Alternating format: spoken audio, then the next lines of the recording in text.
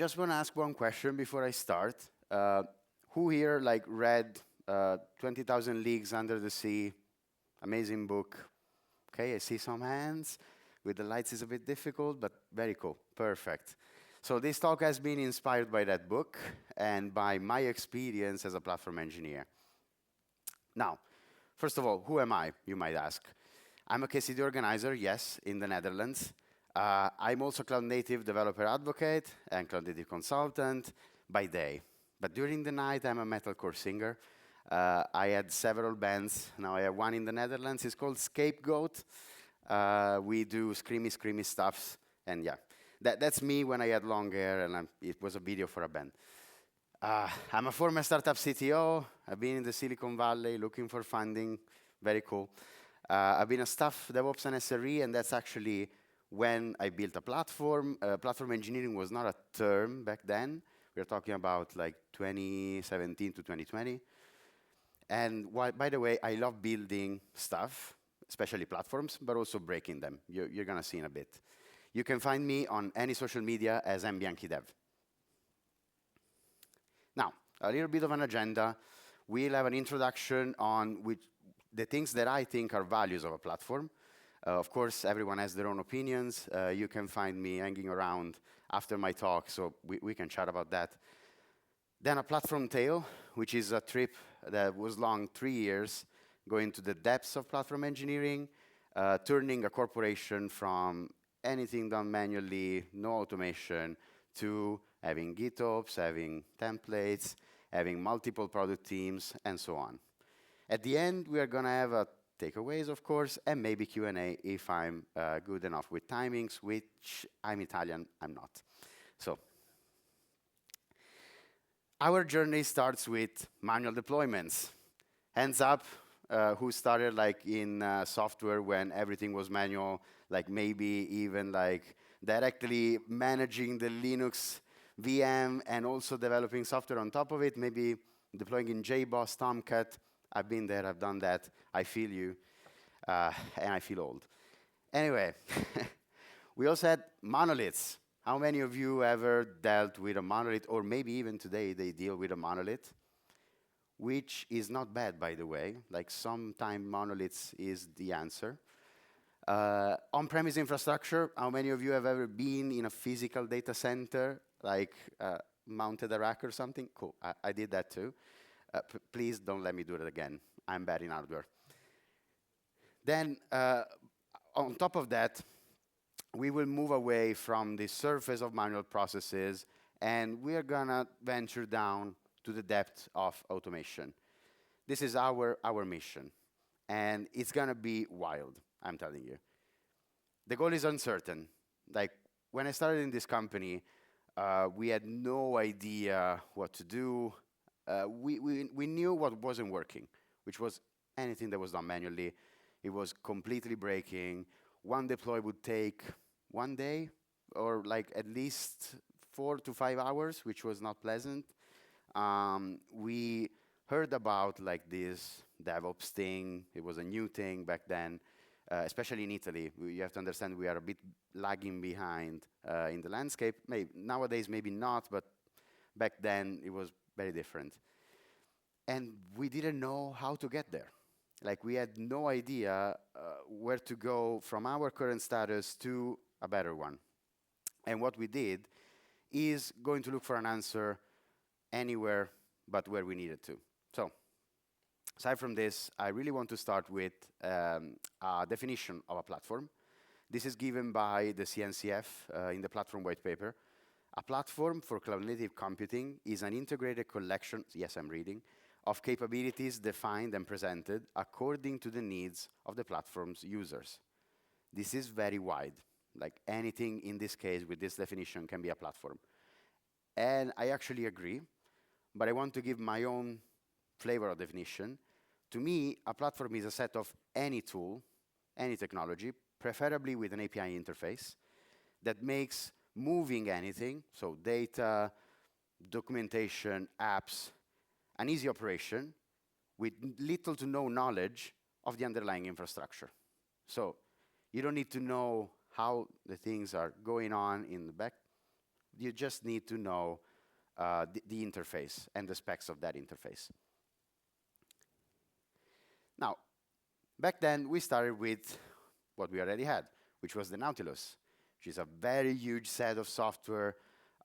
It was a complete mess. Again, people were provisioning stuff team by team. There was no tagging going on.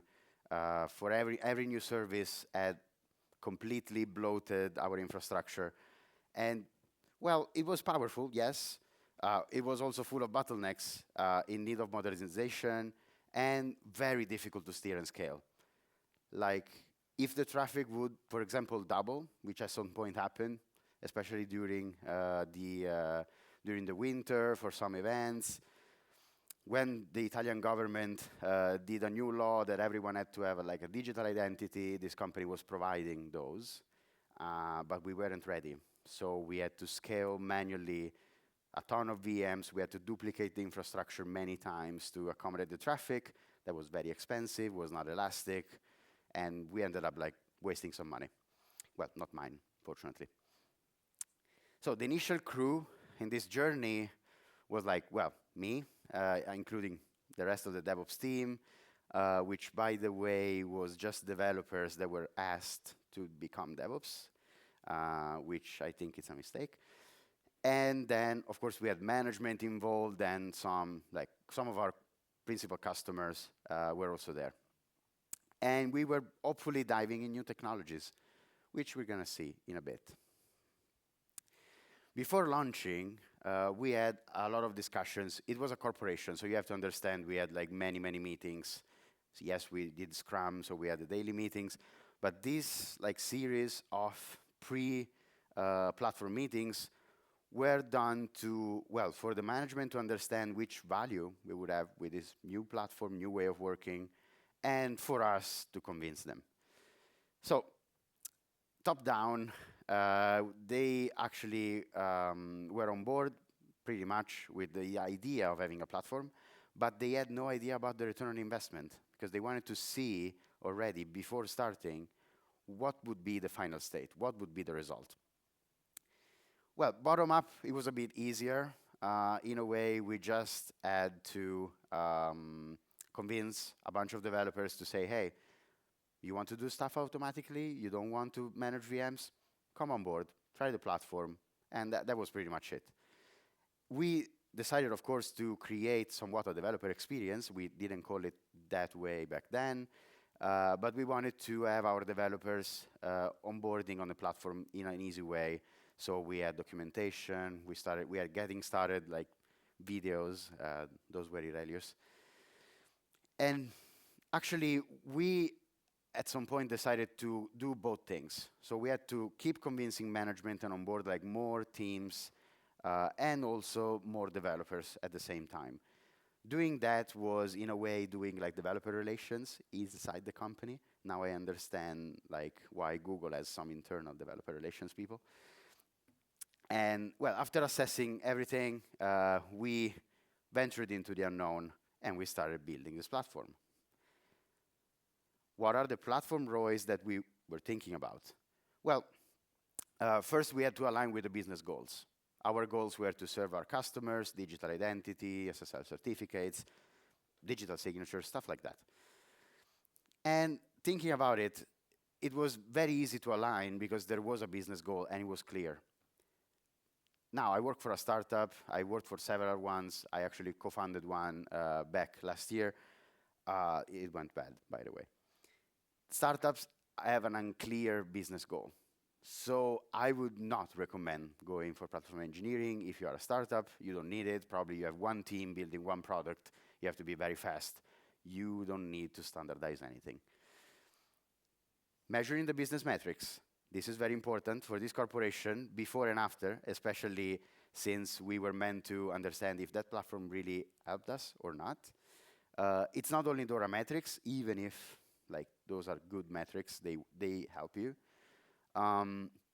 It really depends on your end product. In our case, the metrics were more around the amount of identities we could emit in a day successfully, the amount of digital signatures we had in a day, and then we would survey and measure user satisfaction. So that was more for like creating a developer experience culture around the platform. So, hey, do you like this thing that we did? Why? What we can improve? Those were like surveys, not really, how can I say, structured. It was more like me going desk by desk. Back then, we used to work on site. I don't know if you remember, like offices, other people. I love remote work, so now I wouldn't do it anymore. But I went desk by desk saying, hey, do you like what we did? Can we improve something? Why are you not using it? Just use it. I'll show you right now. And we were like pair programming. It was very fun. We had our first launch. Our first launch was a disaster. I'm sorry to say. We tried to do everything all at once. At the same time, we were breaking down the monolith into microservices, migrating backend and frontend, decoupling them. And then we also built the platform underlying. We started like having some ESE mess with Terraform. Disgusting. So no one really knew what was the roadmap. We had no product owner, no one. We were just ourselves. that was tough. How do we manage the dependencies? Because then we started realizing, okay, we have a monolith, but it was a Java monolith, by the way, with a lot of like different jars inside, and they all came from different teams, and no one knew exactly what they did. They were not documented. So it's like, okay, we need to figure out our dependency tree before we do anything else. And who knows what we need to do? That was like exploring the topology of the company. We were divided in like 3 different cities in Italy. The souther you go, the later they reply, by the way. And I'm from the south, I can say that. So yeah. I guess that's true for many countries. Our second launch, after like we figured out some of the dependencies, we started like, at least software application-wise, we were in an okay state. We started with Kubernetes because, yeah, why not? Like some of our managers said, there is this cool thing, it's like Linux on steroids, and we can save some resources. Yes, but you're not saving my mental sanity, because I had to start like studying Kubernetes. It was like probably 1.12 or something. And it was very, very difficult, not coming from system engineering background. I had some Linux background, but not that much. But anyway, we figured it out in a way. Of course, we were using EKS, so managed service, at least like somewhat easier than vanilla Kubernetes. We automated some deployments. We had no conventions, which will come very handy later. We started having many different tools. Some people used Jenkins X. Horrible, don't do that. Some people started using Spinnaker, Flux. Okay, fairly good. Some other Argo. Some other teams, they had no GitOps whatsoever, no CI/CD. They just did everything kind of manually with Helm packages, which is okay. It worked for them, not for us, really. Then we really decided to say, hey, you know what? These tools need to be standardized. We can't let anyone just choose whatever tool they have and just pick it up. So 3rd time's a charm. We restarted. Again, application was okay. So we started from the CI/CD. We started like standardizing the pipelines, creating an Artifactory repository where at least we could find any kind of artifact, any jar file, any WAR file. And we migrated everything to GitLab, which in my opinion was a mistake, but that's what we did. We also started using the GitLab CI, which was actually pretty good, fairly good. This was self-hosted, so we also managed to have a bunch of resources. Remember, we have a physical data center, so we own our resources. It was fairly easy to just have more RAM, more CPU, whatever. We started using SonarQube. This was actually a pretty fun story. I should make another talk about that. This was the cloud version of SonarQube. And we realized only after, I don't know, 2 or 3 years that our code was, in a way, available in this cloud. And that was a security breach, by the way, hitting like maybe 25% of the Italian population. Like that code was handling their digital identity. Scary. I can say that a long time has passed. I'm not liable anymore. It was not my fault. I didn't decide to do that. But yeah, I didn't even check, so it's fine. So, aside from that, after adopting these tools and everything was going slightly better than before, we had the final battle. We had to decide, do we use Argo or do we use Flux? And I'm telling you, probably we had like 2 months of meetings and presentations and POCs. And I was like looking at them, looking at my colleagues, and I couldn't decide. I was not the one in charge of deciding like at the very end, but they would look at me because I was the first like lead DevOps of the team, and I was like, yeah, I think they both have their benefits. I don't know. And then I just chose Argo because I like the logo more. That's the truth. That's the truth. They have a cooler logo. What is that? What is this? No, ugly. We have at least we have an octopus. It's fine. Then we forgot about something very important. 1, security. 2, observability. We had no idea what was happening in our clusters. And I'm telling you that debugging those, since I was on call, that was not an happy like night spent. Fun story, I realized only after leaving the company that I was supposed to take the day off after if I was like on a night shift. Well, at least they paid those days. But anyway. So we adopted a new relic. I don't know. I would have done another choice once again. It was very expensive. In a way, we could have opted for Datadog, maybe. Yeah, also expensive. Dynatrace, who knows? But I think any of these observability tool at the end of the day is very expensive. I would recommend, especially for a beginner or in the beginning, to adopt like OpenTelemetry Collector, Prometheus, Grafana. You should be fine unless you have like millions and millions of transactions, and then in that case, you should be able to afford the modern observability tools. We had a new telemetry team, so we created an entire team just dedicated to agents, to instrumenting the code, to like implement OpenTelemetry stuff, and to educate developer to instrument their code. That was a challenge. So yeah, at this point, we started having a bunch of metrics available. We could take more informed decisions. Everything was going, in a way, it was going smoother. I would say we were in a happy-ish status. But at this point, we had this like DevOps team transversal to the whole company, like Spotify tribe style. And I say that because our manager was reading about Spotify, and our VP actually was reading about Spotify and said, okay, we gotta implement that, but we're not Spotify, we're not doing the same thing. Okay, whatever.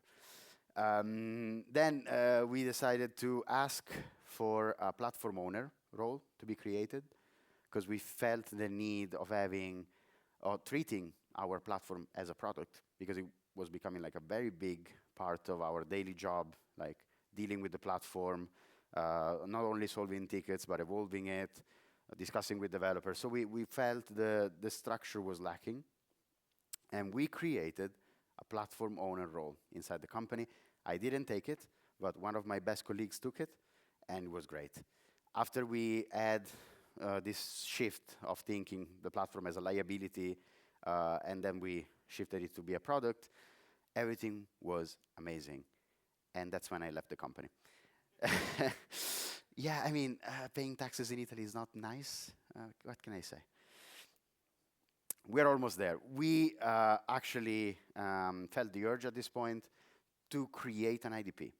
Because we were ready. We had like some of the composable parts of the platform ready, especially on the CI/CD side, on the application side. On the network and database side, there was still something to be done, but it was in a really good state. So there was a growth in demand for this platform. We started with, of course, like one pilot team, one pilot product. That was the product that I was the DevOps in. But then the rest of the company started like coming in a very like natural way. We had like, of course, like some education going on, but they signed up on the platform. They asked to be onboarded. They were not, well, it was not compulsory back then. It became compulsory once 70% of the products were lying on the platform, then the remaining had to adapt. But it was like minor products, like with less traffic. So it was way easier to onboard them. We started building this platform ourselves because, of course, like, you know, every single developer in this room probably wants to build their own thing, reinvent the wheel, do shiny things. But that's not really, not always at least, how the real world works. So we failed in building this platform. And we had to buy another one. I know this information because I have still like some people in the company. I know that they had a deal with a very big IDP provider.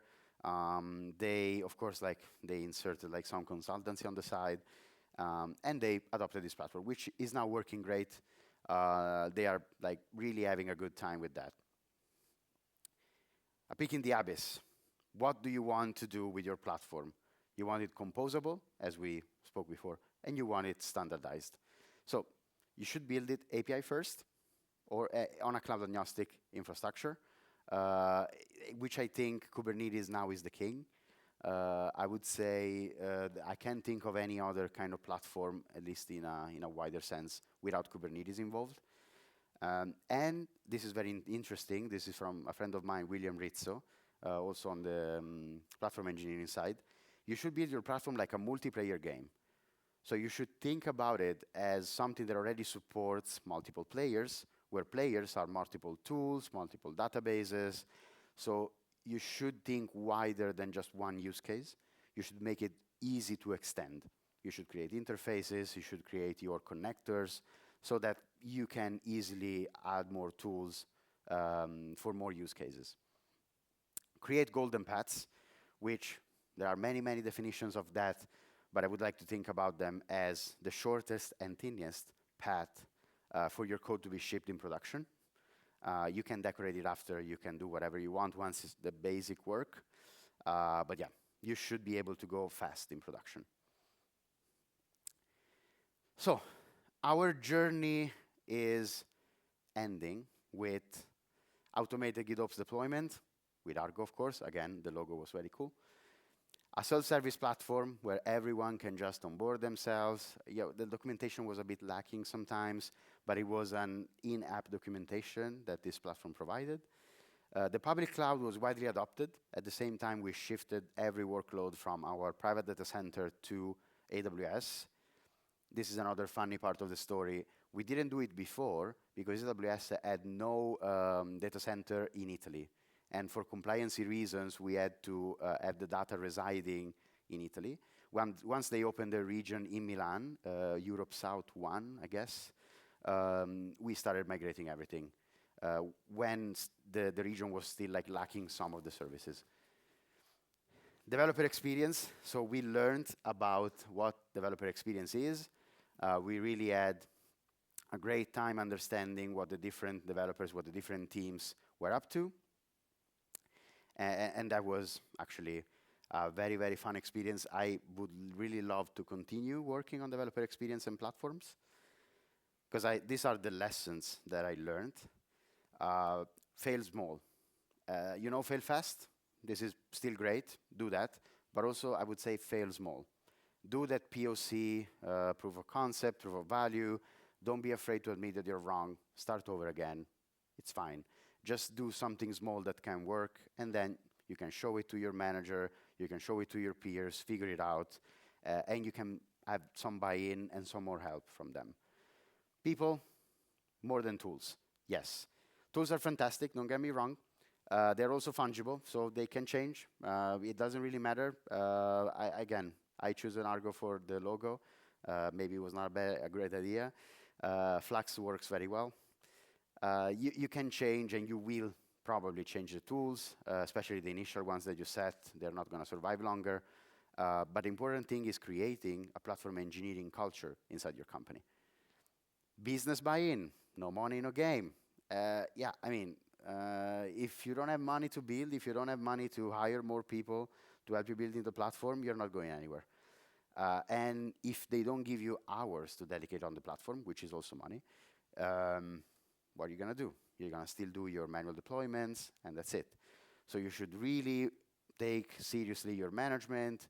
I know sometimes it's difficult to speak with them. You can call me, I can help you with that. You can just translate your techie requirements into something that they can understand. So you can talk about money, you can talk about the user experience, you can talk about how resilient will be the infrastructure with the new solution, and that should be enough to buy them. Last but not least, KubeCon London. It's going to be on the 1 to 4 of April, I guess. The trains for KubeTrain.io are departing from Amsterdam, Brussels, Paris. Unfortunately, not any other city. It's a bit difficult. We tried that last year, and it was not so easy to get the people to hop on the train. But feel free to join on these cities. So if you want to come into Amsterdam on the 31st of March, you can hop on the Cube train.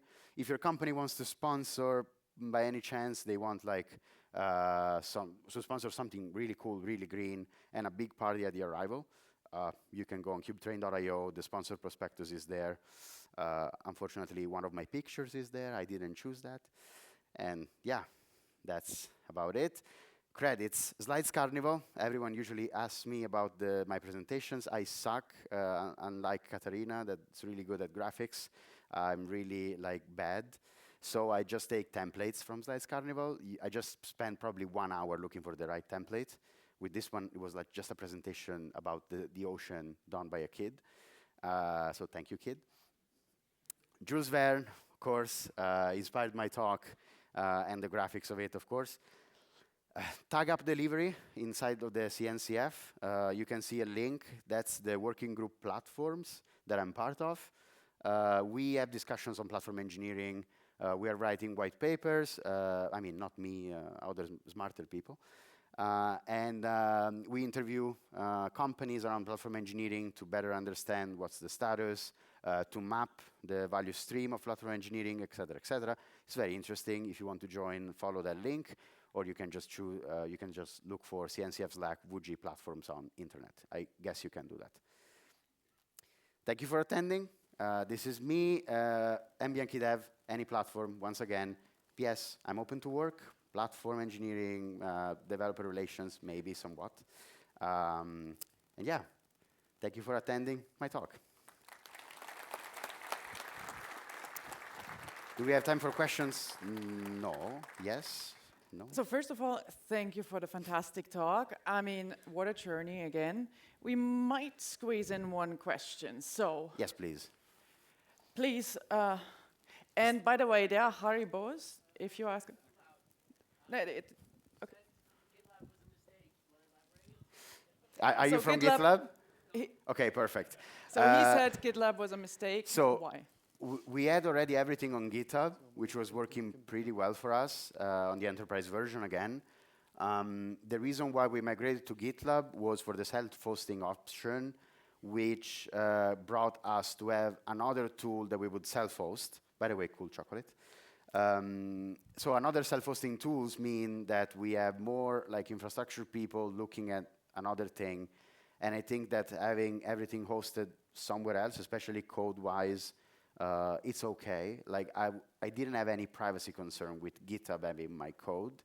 I was more concerned with SonarQube having my code. That said, I said mistake just because it was a very, long operation. We had like probably order of magnitude 1,000-ish repositories, shifting every of them on GitLab, adjusting the permissions, creating a tool ad hoc to migrate all the permissions, creating the groups on GitLab instead of GitHub. Not funny, not funny. So it was more just like, it's not about the tool, it's about our situation. It was very complicated. I don't see why we would have to switch in that case. So nothing against GitLab, by the way. If some employee of GitLab is here, we can talk, I swear. So it was the cost of change, I guess, in the end, Yeah. or the Yeah. application. So thank you so Thank you. much also for the question. And I just have to repeat it for the recording. Thank you so much. Now it's time for coffee break. Again, maybe check that event registration tonight. Next talk is at 11, and speakers, please come to the podium. One last thing, my slides will be available on Speakers Deck and Bianchi Dev, if you care.